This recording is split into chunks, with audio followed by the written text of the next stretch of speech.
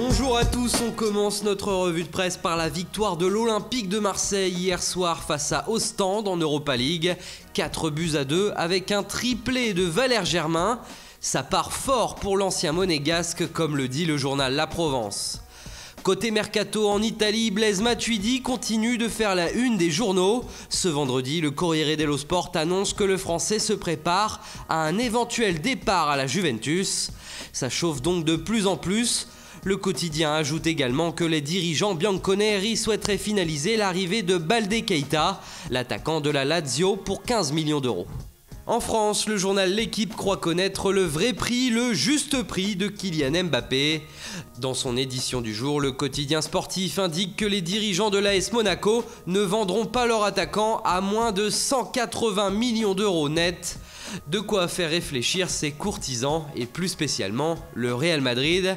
Justement, le club de la Casablanca pourrait bien perdre Gareth Bale.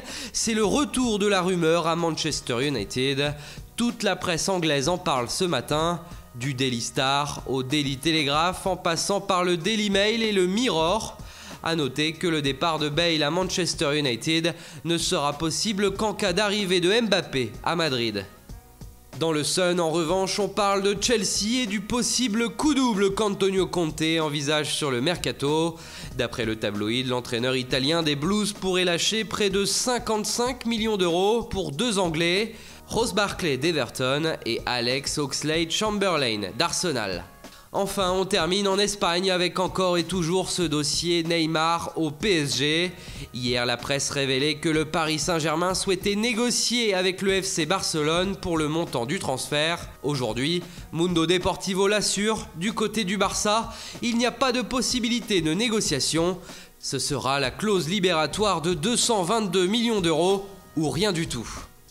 Voilà, c'est tout pour aujourd'hui. On se retrouve ce soir pour un nouveau journal du Mercato. Profitez bien de votre week-end et pour ne rien louper des transferts, restez bien connectés sur Foot Mercato.